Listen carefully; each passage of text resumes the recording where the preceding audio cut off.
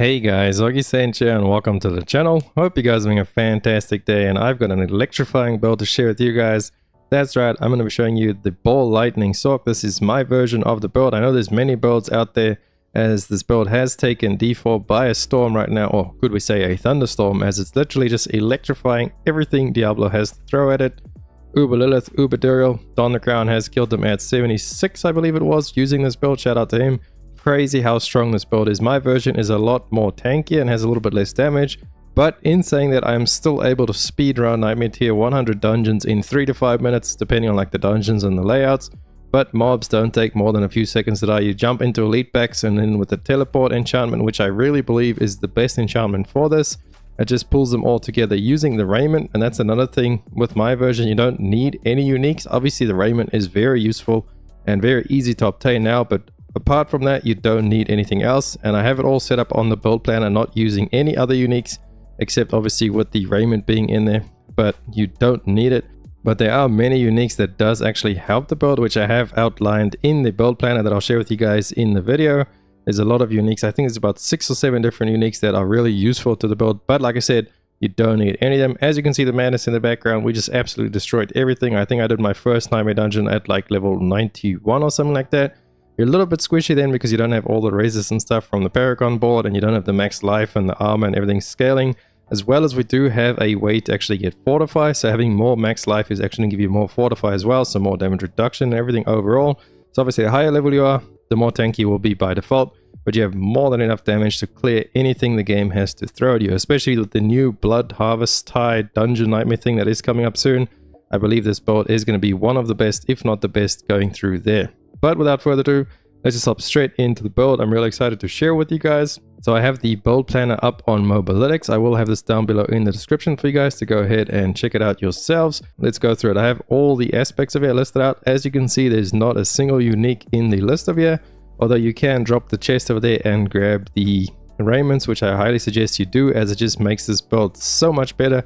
And then down below in the summary of here, I have also all the different uniques and how they actually work and benefit the build. You see we got the Raiment, the Turbo's Will, Oculus, Godslayer, Soulbrand, and the Isu's Heirlooms. Down below there we have the Paragon Boards, in which order you should go ahead and grab the boards, but I will cover all of this in the video. And there's all your skills and stuff, as well as your gear stats, which is like the ideal rolls for each piece of gear that you want. Let's cover the skill tree. You just need to put 2 points in that progress, so we come further down, and then this point and this point. So we've got 2 points. You can really do whatever you want with them. I chose to put 1 point in Potent Warding and 1 point in Elementalist Attunement, just for that little reset chance when you lucky hit crit strike.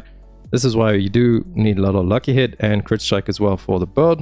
And then we pick up 1 point in Devastation, just to really get down to Elemental Dominance over there to give you some more damage on your Mastery skills when you cast them above 50 mana. Then we pick up Chain Lightning with Destructive Chain Lightning over there because it has a chance of giving you the Crackling Energies, and you will have this in your enchantment slot.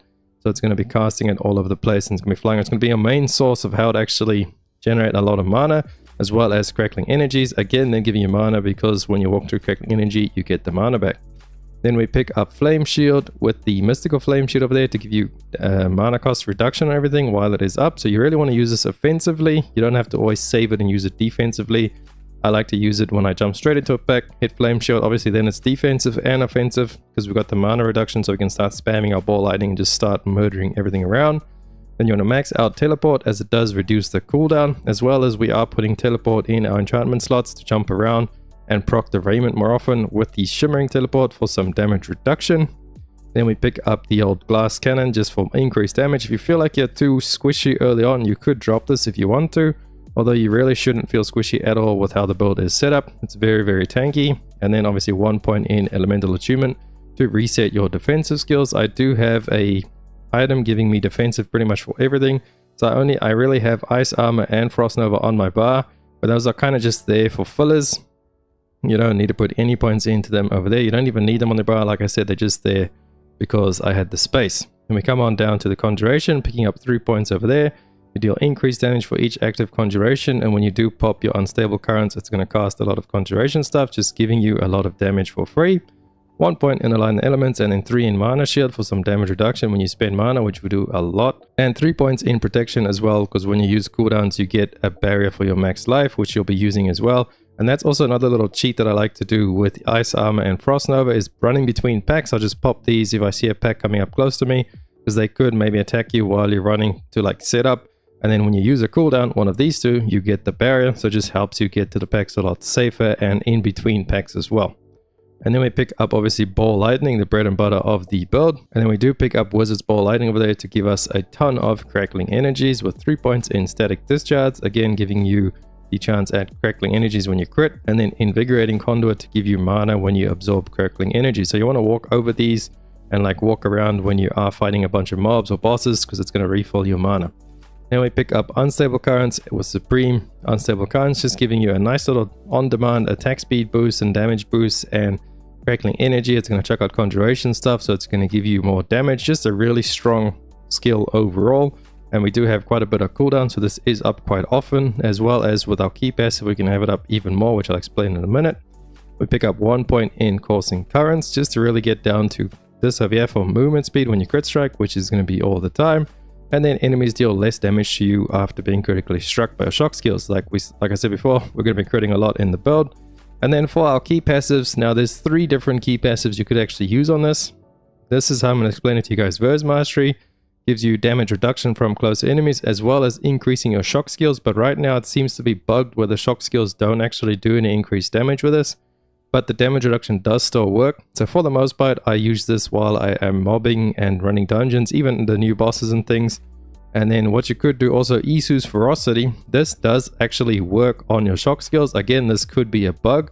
So it seems like most of our key passives are kind of bugged at the moment. But if you do swap to this, you will see a massive increase in damage.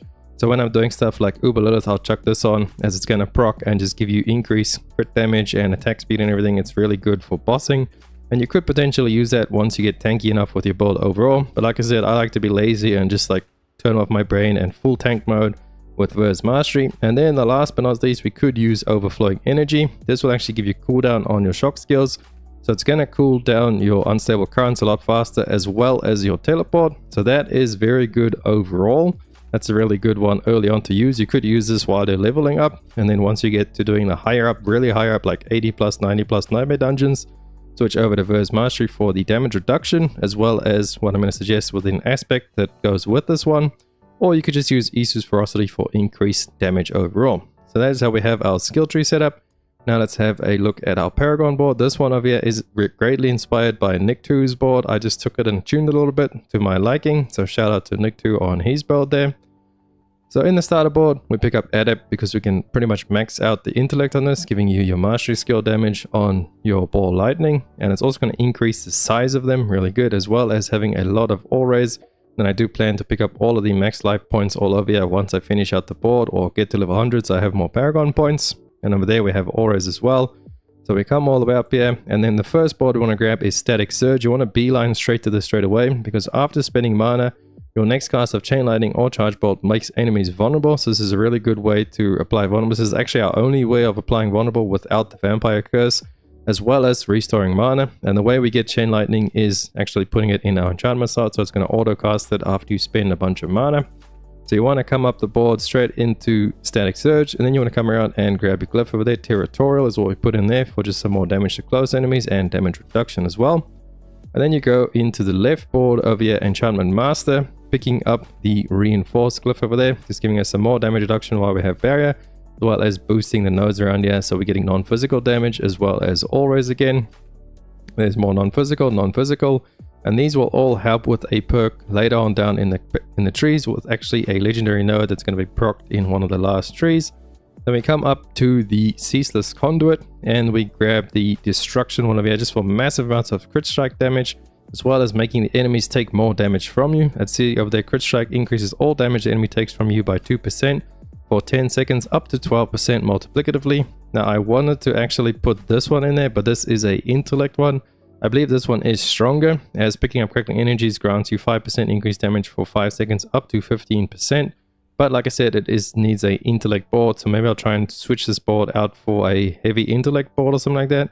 But then again, this does have Hunter Kill, which is a massive boost to damage to elites, as well as giving you a little bit of movement speed after you kill them.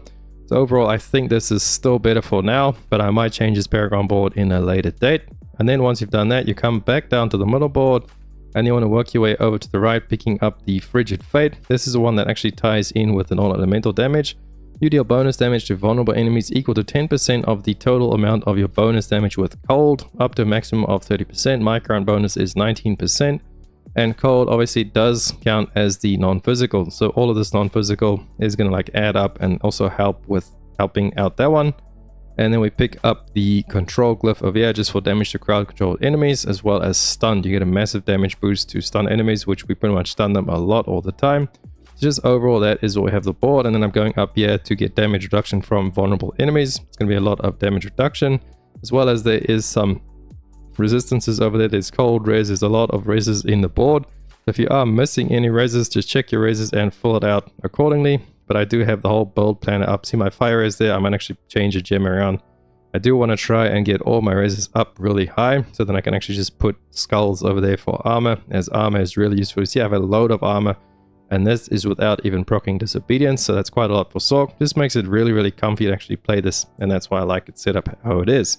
So now while we are on the character screen, I might as well talk to you guys about the gear choices. So let's have a look at my headpiece.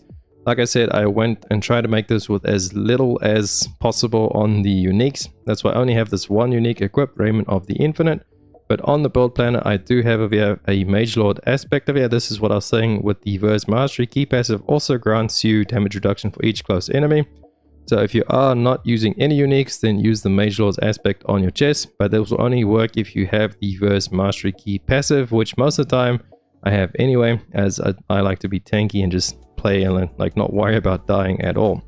So helmet, we have the ever-living runic skull cap. You take 24% less damage reduction from crowd controlled or vulnerable enemies, which is pretty much all the time. I found this to be better than the Verse one that we just spoke about now, as it gives you flat 24% damage reduction. And it's not just because depending on like enemies and vulnerable and stuff like that, like when you're on a boss for example, then the Verse Mastery passive one is only going to give you 1, because for each enemy near you, you get the damage reduction. And since there's only the boss near you, you only get, I think it's 9% is like a max roll one. But with this, you get 24% because the boss will be vulnerable. So it's a lot stronger on less targets. But the other one is a little bit stronger on more targets. But overall, it doesn't really matter what you put on there. The stats on this, you want to go for total armor and then cooldown reduction. Those are probably the most important ones. Max mana and max life are really good as well, just making a little bit more tanky. And then max mana helping you with your Elementalist aspect of here. When you cast a core mastery skill at above 100 mana, you gain 40% increased crit strike. So that's why it's really important to try and get as much max mana as you can. So now let's go down the list. We got Raiment of the Infinite. Again, really good chest. You can get this from Varshan. When you use teleport, it will pull enemies in and will stun them. So it will proc a lot of your stuff in your Paragon boards. Your cooldown is increased on teleport, but we have a lot of cooldown reduction in the build. And how we have it set up, you pretty much have this up all the time. As you see in the gameplay, I'm literally just teleporting from pack to pack. This chest is really nice for speed farming as it just pulls everything in closer.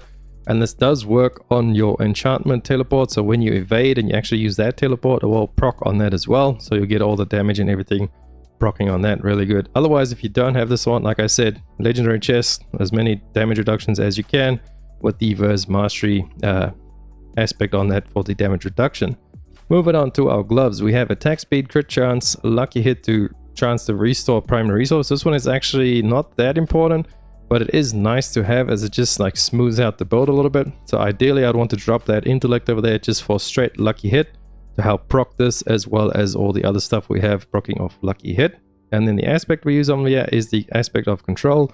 You deal more damage to immobilize, stunned or frozen enemies, which will be stunning all the enemies all the time. So you'll get a massive damage boost over there.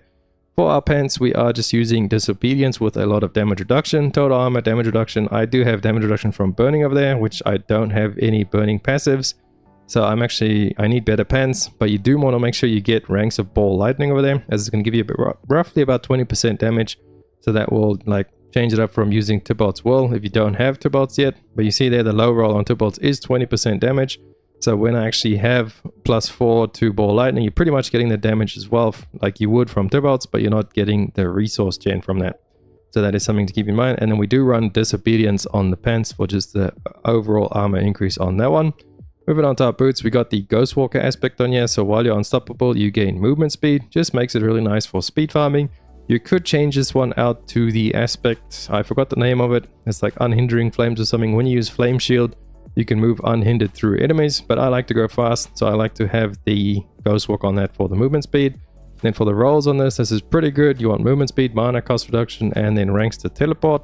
The flame shield doesn't really have to be there. And then on our weapon over there, you want to try and get yourself a dagger, as it does have the innate for damage to close enemies. But like I said, the build does focus a lot on lucky hit, so that's why I have no problem with a wand. I have not found any dagger near to as good as this wand to actually try and replace it.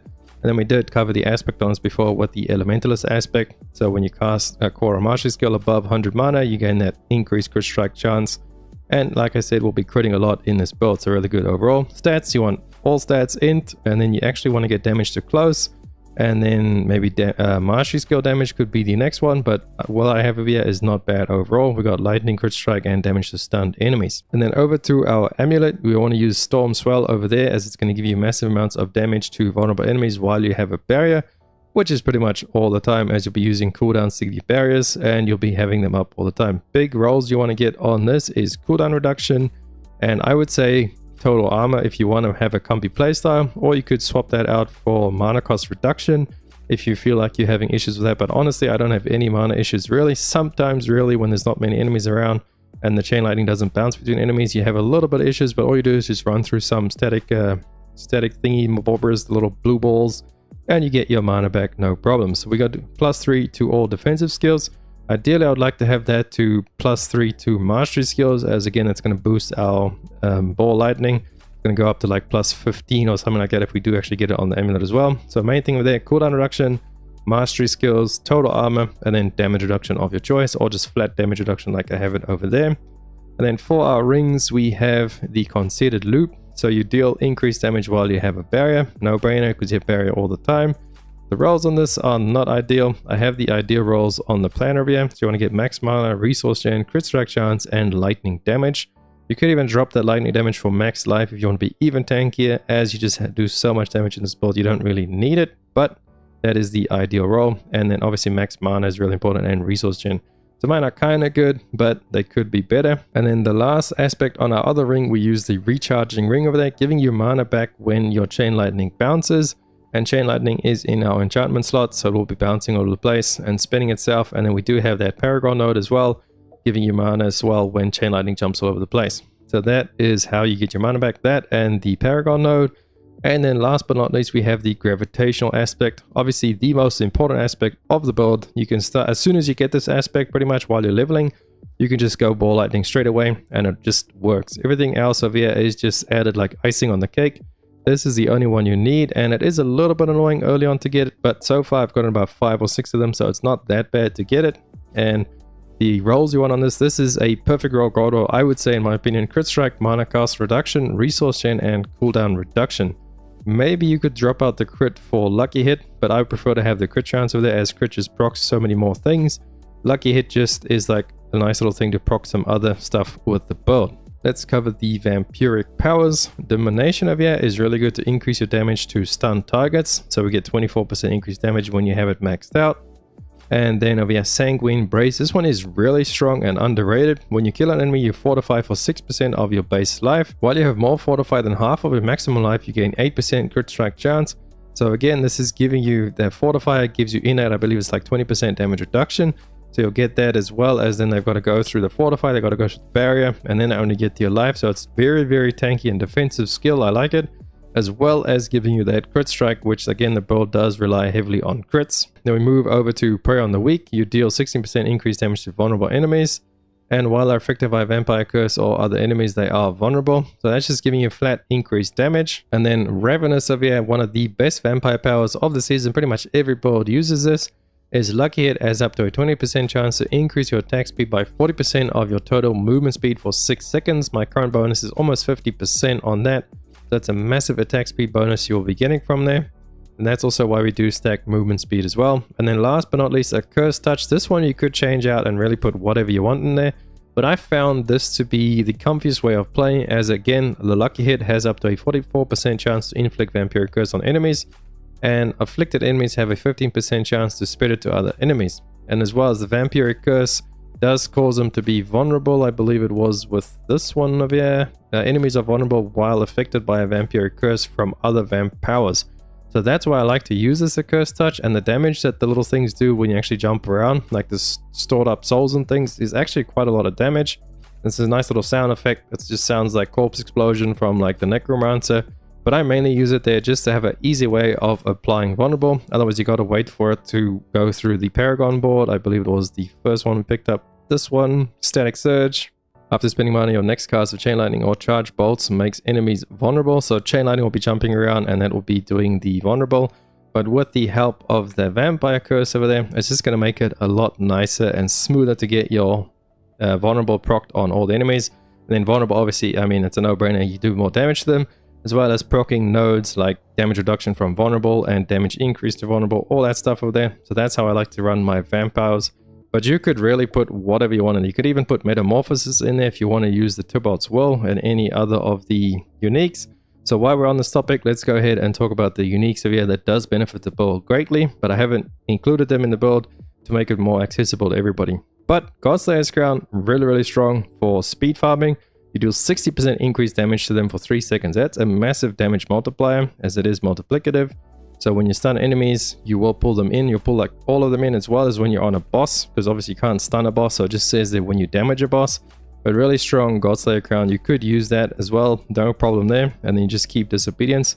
I'd say out of all the defensive aspects, Disobedience is probably the most important one you want to try and keep. So when you're swapping around stuff to use any of these, make sure you try and keep Disobedience either on your pants or on your helmet. And then the pants you could use, like I'm saying here, Tybalt's Will. This is a really strong one as well, as when you are unstoppable. So pretty much whenever you use Flame Shield, you will gain the damage over there as well as primary resource. And then you could change out your vampire power over there, drop the one I was talking about, Accursed Touch, and put on Metamorphosis, as Metamorphosis does apply the Vamp Curse as well. So that Vamp Curse will then give you vulnerable. So it's pretty much just changing it out for like a different way of applying vulnerable, as well as it's making you unstoppable.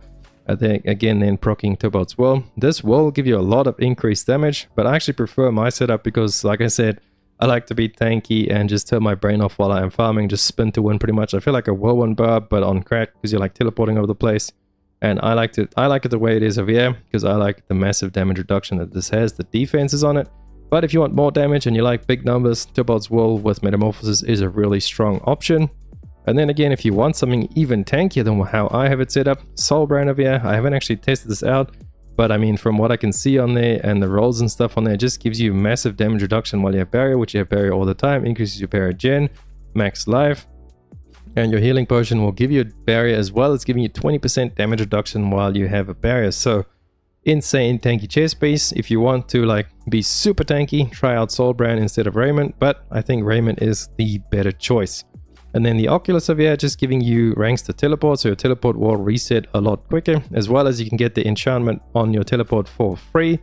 And then it's not gonna like, I think it does teleport you to a random place, but maybe if you use Metamorphosis, it doesn't teleport you to a random place. But I'm not sure how that all works together. I have yet to test this out yet, as like I said, I just like my tanky version of everything. Overall, Oculus could be really good for speed farming with Metamorphosis. And then Isu's Halo over here, increasing your crit chance by your movement speed, which we have a lot of movement speed, so this is going to give you crit chance, as well as crit being really good for the build. You gain movement speed after killing elites, and you gain crit strike damage, so these again could be really good for speed farming. Maybe chuck them on when you do Hell Tides or something like that. But I would say if you want speed over like the toughness, if you want more damage and more speed, I would say just go with Tybalt's Will, and then drop the Accursed Touch for Metamorphosis is how I would have it set up for a speed version. But that is it for the build. Hopefully you guys enjoyed it. Let me know down below in the comments what you think of it, how you like in the season, and join the Discord as well. I'm trying to build up the community for you guys there. Moving into the future with D4, I'm going to be covering it on the channel for the foreseeable future. A lot of good stuff coming to D4 pretty soon, hopefully, with the new expansion announced and a bunch of other in-game content. That is it for this video. Hopefully you guys liked it. If you did, please drop a like and a sub, and I'll catch you beautiful people in the next one. Augiesaint out. Run free and dive into the sky.